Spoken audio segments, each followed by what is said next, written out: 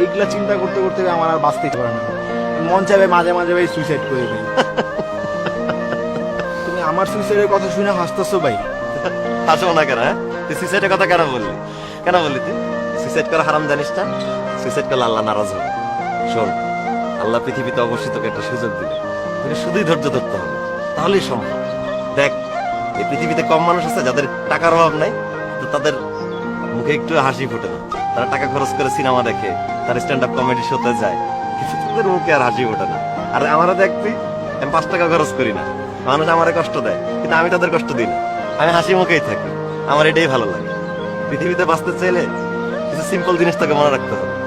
কাউকে কষ্ট দেওয়া যাবে না, কারো পিছনে মিথ্যা কথা বলা যাবে না, কারণ আমি বদনাম করা যাবে না। কেউ তোকে কষ্ট দিলে তাকে কষ্ট দিয়ে উত্তর দেওয়া যাবে না।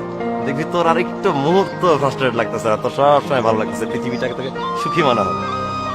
তুমি একটা মানুষ ভাই, তোমার কাছে আইলে ভাই আমার প্রচুর ইন্সপায়ার্ড হই আমি ভাই, বুঝছো? প্রচুর হাসতে হবে, প্রচুর বাঁচতে হবে। প্রচুর হাসতে চাই ভাই, একটু হাসি শিখাবো আমার ভাই। কেন শিখাবো না? তা তুই হাস, এরকম খিসকায় হাসলে হবে না, তুই মন করলে হাস, আমার মতো হাস। আর ভালো লাগতেছে না?